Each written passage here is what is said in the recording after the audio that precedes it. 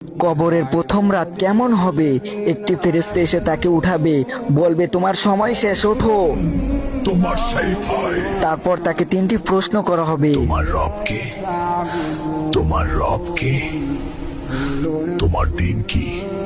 তোমার নবী কে? যে উত্তর দিতে পারবে না সে চিৎকার করে বলবে আমাকে মাফ করে দিন। মাফ করেছে।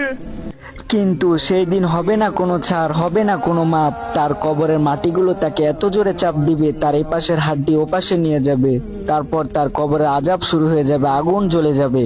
এবং তার কবরে এত বিশাল বড় বড় সাপ আসবে, যে সাপগুলো দুনিয়াতে একবার নিঃশ্বাস ফেললে দুনিয়া পুরো ছিন্ন ভিন্ন হয়ে যাবে। তাকে কিয়ামতের আগ পর্যন্ত নিয়ে এই সাপগুলো তাকে কামড়াতে থাকবে।